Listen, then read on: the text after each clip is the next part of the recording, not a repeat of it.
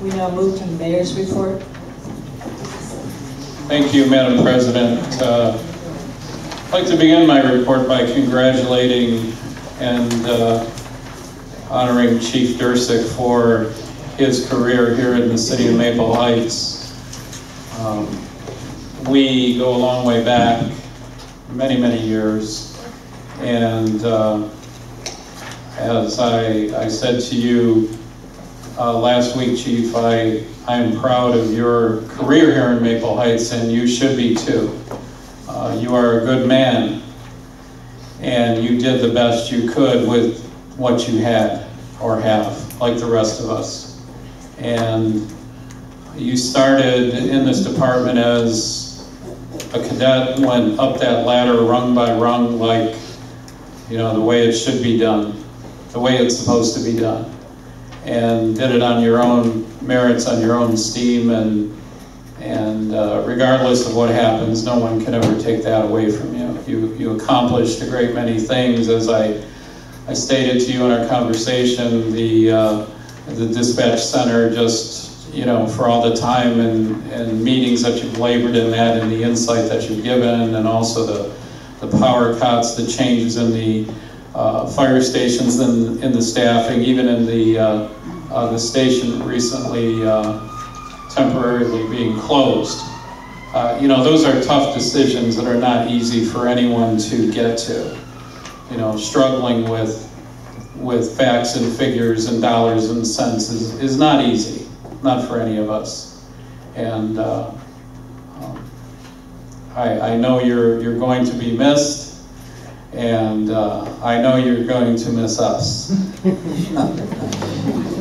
I don't know how you're going to fill your time, but as I said, that's the nice thing about, you know, closing one door and another one opens. So you're free to do whatever you like. You're still got a lot to offer and a lot to give, and it would be a shame just to sit around and not do anything. So, you know, that's the beautiful thing about opportunity. There is life after Maple Heights Fire Department for you, and for even a lot of the colleagues that worked with you, that one you mentioned tonight, that have labored 30 plus years and have since retired and moved on, and even some of the younger, newer firefighters that have been hired in the last few years that have resigned to seek employment in other communities. So that's the wonderful thing about America, folks. You know, there's opportunity everywhere, the land of opportunity. So I think you surprised a lot of people tonight that this was your last council meeting. I'm sure if Linda would have known, she would have baked you a cake or done something. Or pie in your face. Yeah. Yes. So, but I'm sure we have not seen the last of you. And as you did inform me, there will be a party at some point. So everyone, keep your dance card open. There will be a party at some point in the future. Getting on to, yes, talking about the fire station being temporarily closed, as was stated earlier. Other communities in Northeast Ohio have closed their fire stations also. Warrensville Heights has closed a fire station. The city of Brook Park has closed a fire station recently. And yes, these are not popular decisions, and they are somewhat controversial. But when you check and balance everything, and sometimes it's not a fair way to do it, you know, it's not an easy decision. When you do not have enough firefighters, paramedics to man 2 stations, which is a big part of this problem. We have some firefighters right now that are hurt, that have injured themselves and need surgery and are going to be out for months and maybe even the rest of the year. And we've had resignations going to other communities, retirements. And when you're a city that's financially strapped, you just can't have people step right up and hire. The state is watching, They're auditing, they're doing what they do. They've already taken away, so now they're here to see how we can fend with less. And this is in all departments. This is in the police department, their numbers are down. The service department numbers are down. You know, we're in single digits in the service department. I had breakfast with the mayor of Garfield Heights on Sunday, and he said they had 19 in their service department. I said, wow, we have 6. You know, they used to have 40, I think he said 42 or 43 in their heyday. This is a problem everywhere. And we're still, and we've been meeting, yes, special meetings are very, very cumbersome, and they're lengthy, they happen, you know, 3-4 nights in a row sometimes, and you know, these are things we have to do because we took an oath and swore to uphold the laws here. So we have to do these things, and we will continue to do these things. No one's backing down, no one's shirking their duties or obligations. You know, we're close to balancing our budget. A lot of the cuts have been painful. You can ride around the city, you can see some obvious things that we haven't done. To some people, they really don't matter. You know, when the pool was closed, my office didn't get any calls. Not one. Not one. We didn't have fireworks for the 2nd year in a row, and I got about 15 calls. You wonder, what are the priorities? The fire station closing, I got 2 calls. 2. That's it. So, you know, these are really tough times, but they're also very puzzling times, trying times. Not sure what the public is thinking, you know, as far as like being involved in these decisions. They were involved in 2 decisions last fall and this spring, and they said resoundingly no.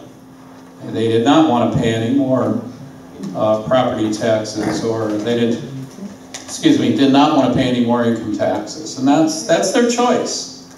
That's their choice. So then we in turn have to make a choice. And you go back to the public then again, and they don't like the choice that you made. That's okay. That's okay. We have other options. And one of them is these traffic cameras. And some people, as you heard, don't like that choice either, and they're going to stand up and exercise their right against them, and that's fine. I'm not going to sit here and reiterate all the money that has been taken from us. I'm not going to sit here and go over all the 60-some people that don't work here anymore that have left that, we've saved millions of dollars, because we've been on this since 2011. Every year, cuts and more layoffs and more programs done away with. Every year since 2011.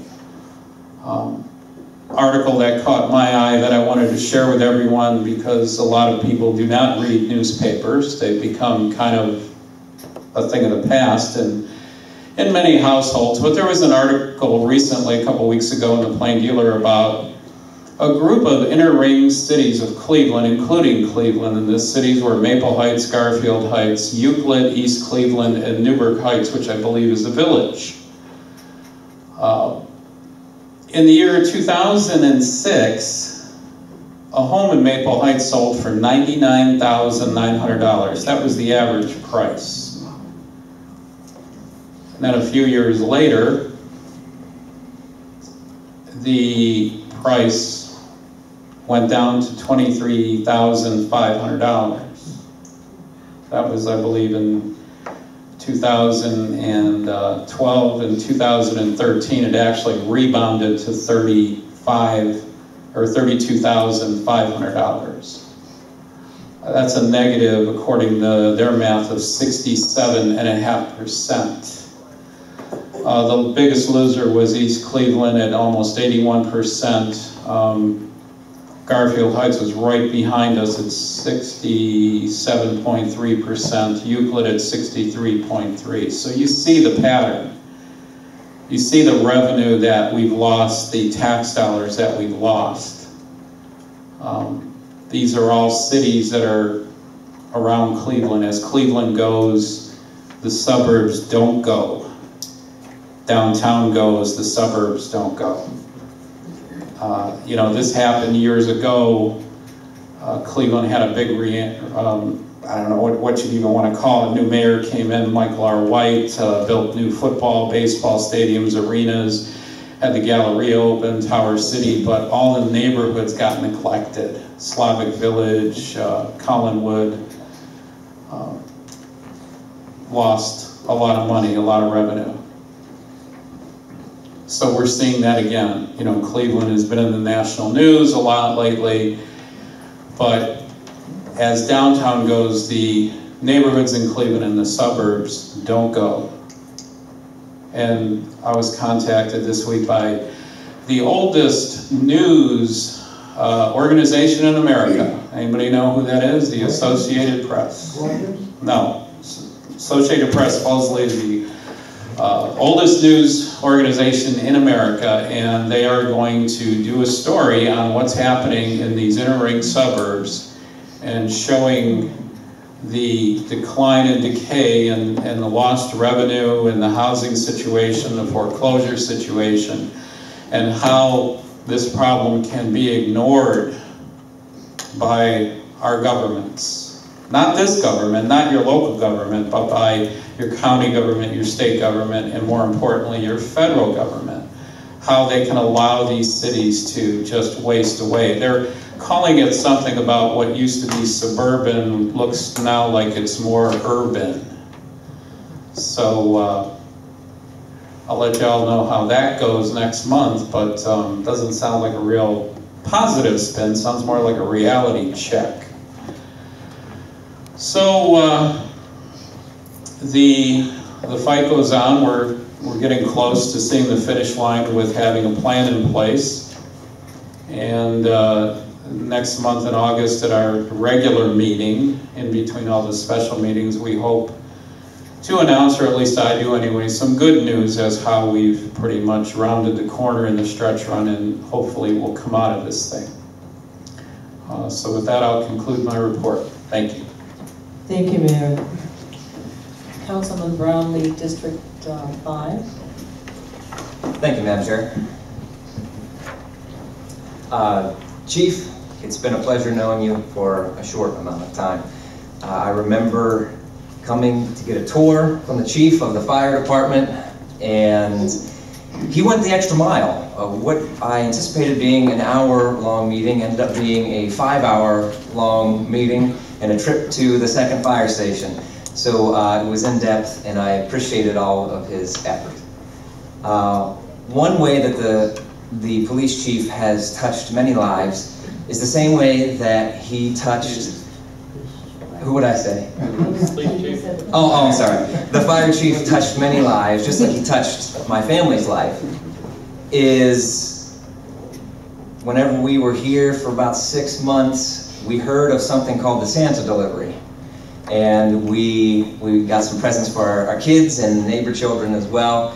And who was to show up? I didn't know at the time, but it was the fire chief and his wife dressed up as Santa and Mrs. Claus. Yes. And his wife went through all the effort to make their own outfits, and they're very wonderfully done. I didn't know that at the time, but I went back and looked at pictures after the fact and realized that it was him. So thank you, Chief, for all that you've done here at Maple. The traffic cameras are kind of a hot button topic right now. I actually spoke with, I think it's Ms. Wilburn, who is organizing or helping to organize the effort to put the referendum on the ballot in November. Very nice lady. She's concerned about her community, just like everyone else. She is concerned that the traffic cameras will drive away business. She's concerned that people will become upset with them and it'll have a negative impact on the city, which is a viable concern. There's maybe more than one or two of those kind of comments. I've also spoke with members of our community who own businesses. And there are concerns, but in talking with people, you're able to kind of work through them. And I do want to let you know that I was in contact with Newburgh Heights, who almost a year ago instituted their own traffic camera program, even using the same company, OptiTraffic. I spoke with them and they said they've had a wonderful experience working with OptiTraffic. They're a great company to work with. They also said that some of the myths have been dispelled in their experience, which is, one of them was that businesses will be negatively affected. They said they haven't seen that happen in Newburgh Heights. So I'm glad to hear that. I think that the traffic cameras are a great option for our police force to enforce the traffic laws, the speed limits specifically. But it is worth looking into, and we all can have a conversation about it with those who might think differently. There's nothing wrong with that. We're all entitled to our own opinions. And I think Mrs. Wilburn and others who are concerned about it just care about their city, and they're doing what they think is right. The special meeting notices, I thank Mr. Arnold for making a comment about that. I hadn't really thought about it that way, with no chance, if we have 3 meetings, special meetings, to consider legislation, and there's no opportunity for citizens to make comments, well, then we didn't give them any opportunity. So I thank you for making that observation for us. It's something we'll have to think about in the future. Concerning the solid waste fund, I agree. I've spoken multiple times about the solid waste fund. We receive annually roughly $1.5 million to pay for trash pickup. Trash pickup costs us less than $1.4 million. So there should be plenty of money to pay that bill. That's really all there is to it. It's very simple math for all of us to understand. And if we are collecting more than is needed, then we should come back to the residents, even as our ordinances say. If you read the ordinances online, you can see that there's a provision that sets forth what's to happen if there's a surplus. If we overcharge you, and there's a surplus in there, we're supposed to figure that into the next year's collection rate and reduce it accordingly. So I agree that trash money should only be spent for trash. And if you need a refund, then you should receive one. I have a question for you. Anyone here use Maple Heights News? Anyone had a chance to watch the videos online after the fact? I know that many people appreciate that. A lot of people who aren't here, because they couldn't make it to a meeting, they want to have the opportunity to see what's happening. So I'm pleased to provide that service to you. However, Maple Heights News is again under attack by the city officials. They want to give us a hard time, and I'm not frankly sure why, because all we're trying to do is make information available to people. But I thought you'd like to know that this service to you is under attack again by city officials, specifically the law department.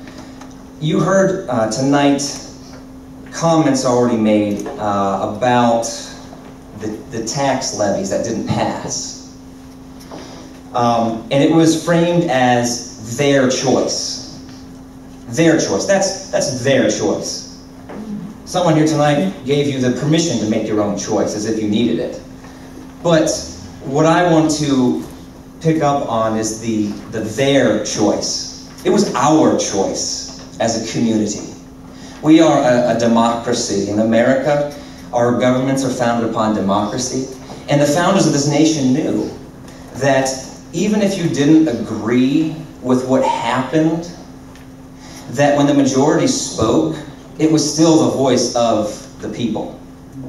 And so it's not their choice, it's our choice. We as a community decided we were not going to increase our taxes. We as a community decided that, so we as a community then need to decide how we're going to live within those means. There's no, they didn't vote for it, so now we have to do something. That's the wrong way to look at it. And I'm sure you picked up on that tonight. I don't want us to look at it that way.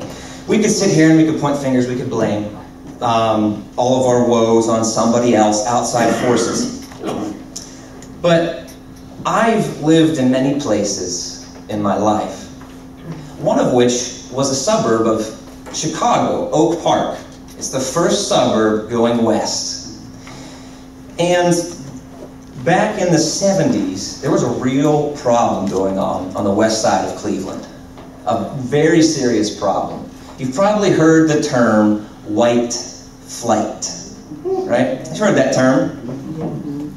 That was what was happening. People got scared.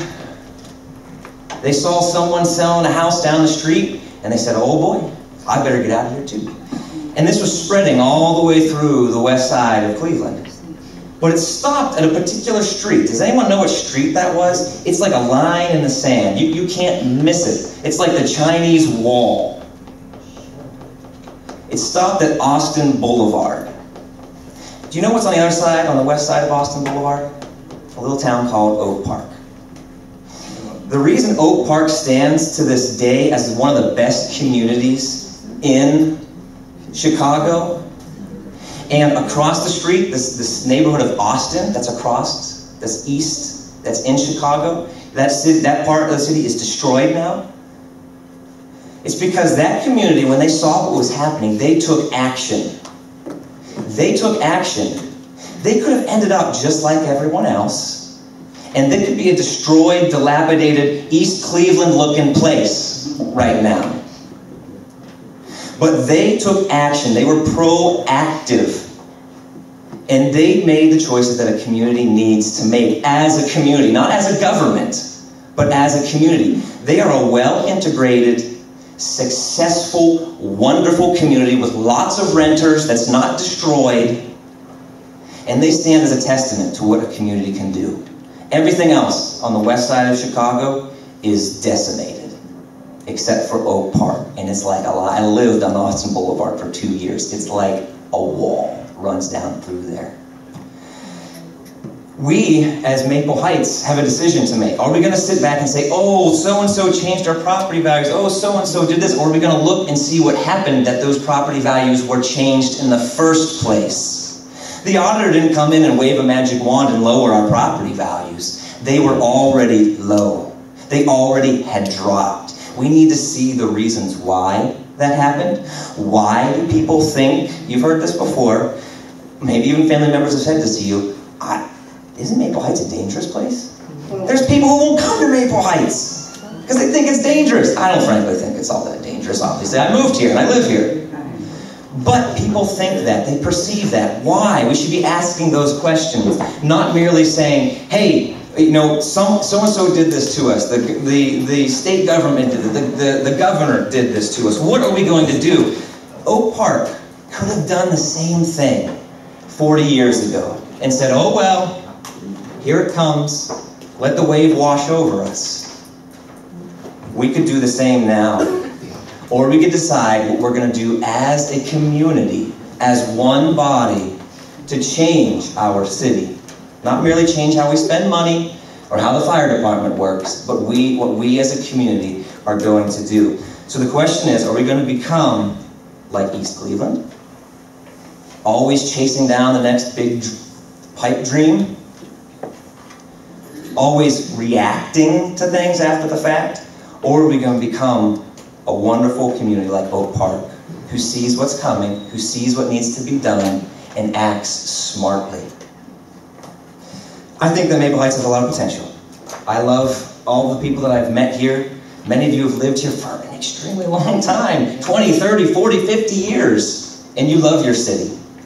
I love your city too, because it's my city now. I'm glad to be here with you, and I pray that we can come together to figure out what we're going to do as a city on the whole, because there's still hope for Maple Heights. God bless you. Councilman Trojansky, District 6. Thank you, Madam President. I want to thank everyone for coming out this evening. Chief Dursick, thank you for your many years of service to the city and to the citizens. I wish you a very happy retirement, and I hope you spend it with family and friends. Since I've been on council, every year I have a best yard contest. I think that you need to somehow inspire and encourage residents to take pride in their properties and so forth. So I have a best yard contest. So this year I had my best yard contest judging in June. And so this year's winners for first place was the Lauders at 5266 Camden Road.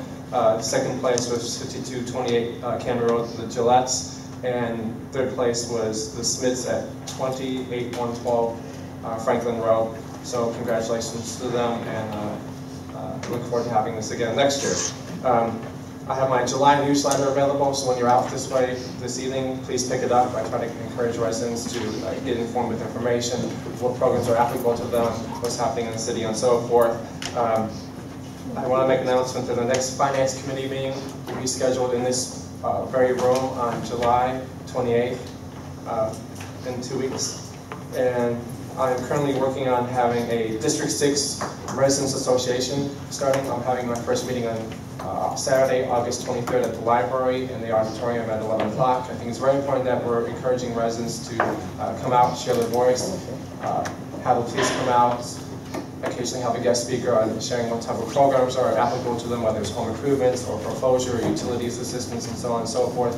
But making sure that the residents have a voice and that the police, their elected official, are working together constructively on issues in their ward. So I'm having that first meeting for the District 6 Residents Association on the 23rd.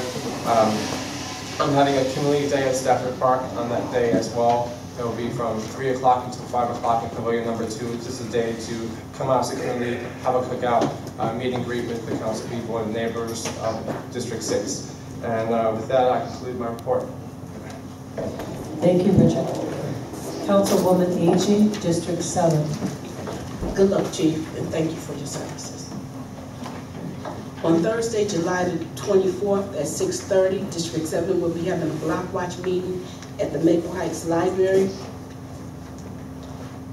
And Ms. Peterson, can you stay at the end of the meeting and we'll discuss your problem? Okay? Thank you.